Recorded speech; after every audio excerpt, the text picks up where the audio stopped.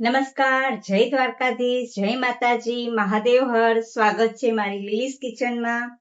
તો આજે આપણે સુંદર મજાનું ગ્રેવી વાળું શાક બનાવવાના છે, જે આપણે નાના છોકરાઓને પણ પસંદ ન હોય એ પણ એકદમ મસ્ત રીતે ખાઈ શકે એવું ગ્રેવી વાળું શાક લઈને આપણે આવી રહ્યા છે. અને એ શાક છે પરવરનું શાક. તો પરવરના શાક માટે મેં કઈ સામગ્રી લીધી છે આવો આપણે જોઈ લઈએ. પરવરના શાક માટે મેં અહીંયા 5 કિલો જેટલા પરવળ લીધેલા છે, 3 બટેટા લીધેલા છે, કોથમીર એટલે લીલા ધાણા લીધા છે. ગ્રેવી તરીકે મેં 1 ટમેટાનો ઉપયોગ કર્યો છે. તમે ટમેટાની બદલે લીંબુના રસનો પણ ઉપયોગ કરી શકો છો. આદુ મરચાની પેસ્ટ લીધી છે, કારણ કે અધિક માસમાં લસણ ખાવાનું નથી એટલે સ્કીપ કર્યું છે. તમે જો લસણ ખાતા હોય તો લસણ પણ આમાં ઉપયોગ કરી શકો છો. ત્યારબાદ થોડા એવા કાજુ લીધેલા છે, સિંગનો ભૂકો લીધેલો છે. અહીંયા તમને બતાવી દઉં એ આપણા બધા સૂકા મસાલા છે. હળદર, મરચું, ધાણા જીરું આ બધા સૂકા મસાલાનો ઉપયોગ કરવાના છે. સ્વાદ અનુસાર મીઠું, ગળપણ તરીકે જ ગોળનો ઉપયોગ આપણે કરવાના છીએ. તમે આમાં તલનો પણ સેજ આપણે ઉપયોગ કરવાના છીએ, કારણ કે અધિક માસમાં તલ ઘણા નથી ખાતા એટલે મેં અહીંયા નથી લીધા. બાકી તમે એમાં તલનો પણ ઉપયોગ કરી શકો છો, સફેદ તલનો. તો હવે આપણે પરવળને મેં 2-3 પાણીએ ધોઈ લીધેલા છે, બટેટાને ધોઈ કાઢેલા છે. હવે આપણે એની છાલ ઉતારવાના છીએ એટલે એની છાલને આ રીતે આપણે કાઢી નાખવાની છે. આ રીતે આપણે છાલને કાઢતા જશું. પતલી છાલ ઉતારવાની છે. આ રીતે છાલ ઉતારી હવે આપણે વચ્ચેથી આવી રીતે ફાડો કરવાનો છે અને એની અંદરનું આ જે પૂરણ છે એને આપણે સેજ કાઢી લેવાનું છે. હળવા હાથે આમ હાથથી કાઢી નાખો તો પણ ચાલે.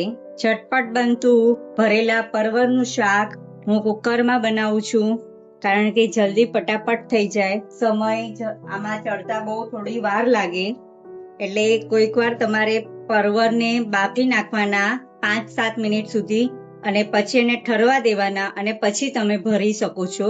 પણ આજે હું તરત જ ઇન્સ્ટન્ટ પરવરનું શાક બનાવી રહી છું.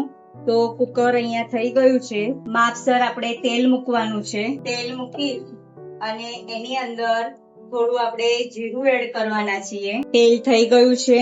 જીરું નાખીને હવે આપણે એની અંદર ટમેટા એડ કરી દેવાના છે. તમારે ટમેટાનો ઉપયોગ ન કરવો હોય તો મસાલો આપણે જે કરશું એની અંદર તમે અડધું લીંબુ નીચોવી શકો છો. અને અહીંયા થોડા કાજુ રાખેલા છે એ પણ એડ કરી દેવાના છે.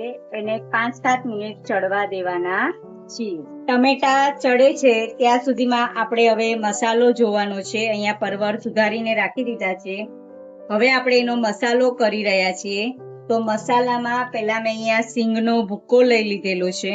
ત્યારબાદ થોડા ખાંડેલા અધકચરા કાજુ લઈ લીધેલા છે. મેં અહીંયા આદુ મરચાની પેસ્ટ બનાવેલી છે એ નાખી છે. તમે લસણનો ઉપયોગ કરતા હોય તો લસણ પણ તમે એડ કરી શકો છો. થોડી કોથમીર એડ કરી દેવાની છે. આમાં તમે તલનો પણ ઉપયોગ કરી શકો છો. ત્યારબાદ બધા સૂકા આપણે મસાલા કરવાના છીએ. 3 ચમચી કાશ્મીરી મરચું લીધેલું છે, કેમ કે મારા ઘરમાં કોઈ તીખું ખાતું જ નથી એટલે હું કાશ્મીરી મરચું જ ભરી રાખું છું. 1 ચમચી જેટલી હળદર એડ કરવાની છે, નાની એવી ચમચી છે. ધાણા જીરું 3 ચમચી. ત્યારબાદ 1 ચમચી જેટલો ચણાનો લોટ એડ કરવાનો છે. મેં શેકીને રાખેલો છે એટલે 1 ચમચી જેટલો ચણાનો લોટ એડ કરી દઉં છું. હવે તમે ટમેટું ન નાખો તો આની અંદર જ તમારે લીંબુ નાખી દેવાનું છે. આમાં લીંબુ નીચોવી નાખવાનું છે. ત્યારબાદ સ્વાદ અનુસાર મીઠાનો ઉપયોગ કરી રહી છું. ગળપણ તરીકે હું ગોળનો ઉપયોગ કરું છું. તમે સાકરનો ઉપયોગ પણ કરી શકો છો. તો ગળપણ તરીકે મેં થોડો ગોળ લીધેલો છે.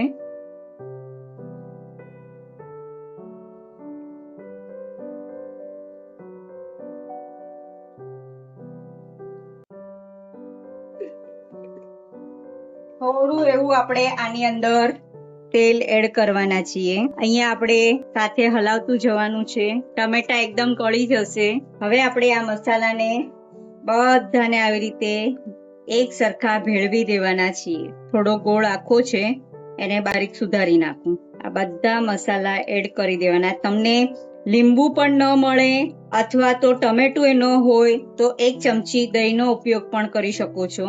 આ રીતે આપણો સૂકો મસાલો રેડી થઈ ગયો છે અને આ ધમાકેદાર આમાં ગરમ મસાલો પણ એડ કરી શકો છો, પણ હું અધિક માસમાં બહારનું કાંઈ લેતી નથી અને આ વખતે મને ગરમ મસાલો જણગણનાને કારણે ઘર ગણવાના હતા એને કારણે મને સમય મળ્યો નથી ગરમ મસાલો બનાવવાનો, એટલા માટે આજ મસાલો આપણા હાથનો બનાવેલો મસાલો હું બનાવી રહી છું. અહીંયા ટમેટા થોડા ચડી ગયા છે, બરાબર. આ જુઓ, તમને બતાવી શકું છું કે આ ટમેટા નરમ છાલના થઈ ગયા છે, નરમ પડી ગયા છે. હવે એની અંદર આપણે જે આ મસાલો સૂકો જે બનાવેલો છે એ સૂકો મસાલો આપણે આની અંદર થોડો એડ કરી દેવાનો છે અને હલાવી દેવાનો છે. એ મસાલો ચડે ત્યાં સુધીમાં આપણે હવે પરવળને ભરવાના છીએ. સૌથી પહેલા આપણે બટેટા જે હતા એ બટેટાને આવી રીતે લાઈનસર આમ ગોઠવી દેવાના છીએ. ગેસની ફ્લેમને ધીમી રાખવાની છે અને એની ઉપર પણ આપણે મસાલા બટેટા એકરસ કરી દેવાના છીએ. હવે આપણે મસાલો ભરતો જવાનો છે અને પરવળના તમે ઘણી વખત આવા 2 ફાડા કરીને પણ મૂકી શકો છો. એની અંદર આવી રીતે ભરી દેવાનું છે અને આમ મૂકી દેવાનું છે, એટલે 2 ફાડામાં પણ તમે આ શાક બનાવી શકો છો. અહીંયા મેં 2 ફાડા કર્યા છે. હવે એનો મસાલો ભરતી જાઉં છું. આ નરમ હોય છે એટલે સંભાળીને આપણે એને ભરવાના છીએ. આ રીતે બધા જ પરવળ આપણે ભરી દેવાના છીએ. આ રીતે 2 ફાડા મેં આગળ તમને બતાવેલા હતા, એની અંદર આવી રીતે ભરી પેક કરી સાઈડમાં મૂકી દેવાનું છે.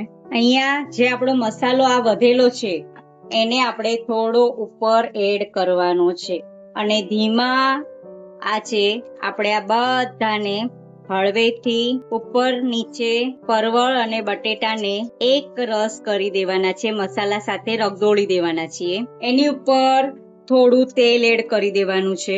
નીચે તમારો મસાલો દાજવો જોવે નહીં, એટલે તેલ સરખું મૂકજો. અહીંયા જો મારો નથી દાજ્યો. હવે આપણે આને નાના એવા 2 ગ્લાસ આપણે પાણી એડ કરવાનું છે. તમારે ગ્રેવી વધારે જોતી હોય તો વધારે એડ કરવાનું છે. 2 કે 3 સીટીમાં આ રેડી થઈ જશે, એટલે બહુ પાણી મેં 1 થી 1.5 જ ગ્લાસ પાણી એડ કરેલું છે, વધારે એડ કર્યું નથી. આ 1.5 જ ગ્લાસ એડ કરેલું છે. હવે ગેસની ફ્લેમને ફાસ્ટ કરી દેશું. આપણે થોડો મસાલો ચડવા દેશું. મસાલો બધો ચડી ગયો છે. હવે આપણે એને 3 સીટી વગાડશું. કુકરને ઢાંકી દઈશું અને 3 સીટી વગાડવાની છે. અહીંયા તમે જોઈ શકો છો આ મારું પરવળનું શાક, ભરેલા પરવળનું શાક રેડી થઈ ગયું છે. હવે આપણી પાસે આ જે મસાલો છે એ મસાલાને આપણે આની ઉપર એડ કરી દેવાનો છે, એટલે ગ્રેવી વાળું રસાવાળું શાક રેડી થઈ ગયું છે. આ ગ્રેવી રેડી થઈ ગઈ છે. આને હલાવવાનું નથી, આવી રીતે કુકરની મદદથી જ આમ ફેરવી લેવાનું છે, એટલે ચારે બાજુથી તમને તેલ બહાર નીકળતું દેખાશે અને ગ્રેવી રેડી થઈ ગઈ છે. તો આ આપણું ભરેલા પરવળનું શાક રેડી છે. હવે આપણે સંપૂર્ણ થાળી, આજે રવિવાર છે એટલે સંપૂર્ણ થાળી રેડી કરવાની છે. અહીંયા આપણું ઘી થઈ ગયું છે. હવે આપણે રોટલી કરવાની શરૂઆત કરવાના છીએ. અહીંયા આપણી રોટલી થઈ રહી છે. આજ રવિવાર છે એટલે આપણે ગેસની ફ્લેમને થોડી ફાસ્ટ કરશું. અટામણ માટે અલગ ડબ્બો રાખ્યો છે મેં, એટલે કોઈ વાર આપણે કોઈ બ્રાહ્મણને સીધો દેવો હોય તો હેઠા ડબ્બામાં આપણે આ બધું હેઠું નાખીએ તો એ યોગ્ય ન લાગે, એટલા માટે મેં અલગ જ ડબ્બો રાખ્યો છે. રોટલી તરત જ ઉતરે પછી તરત ઘી લગાડવાનું નહીં, એને થોડી વાર ઠરવા દેવાની, પછી ઘી લગાડવાનું, એટલે તમારી આટલી રોટલી પરસેવા વાળી ન થાય. 2 રોટલી ગાયની કાઢશું પહેલા, પછી આપણે 2 રોટલી બધાની અલગ કાઢશું, પછી આપણે આપણી રોટલી કરશું. અહીંયા મારું ભરેલા પરવળનું શાક રેડી થઈ ગયું છે. છાશ છે, રોટલી છે, દાળ છે, 2 જાતના અથાણા છે અને અહીંયા તમને બતાવી દઉં છું આ ભરેલા પરવળનું ગ્રેવી વાળું શાક. તો આજની રેસીપી કેવી લાગી છે જરૂરથી કમેન્ટ કરજો. તમે પણ બનાવવા પ્રયત્ન કરજો. આ સાથે ફરી પાછી નવા રેસીપી સાથે તમારી સમક્ષ મળીશ. Thank you.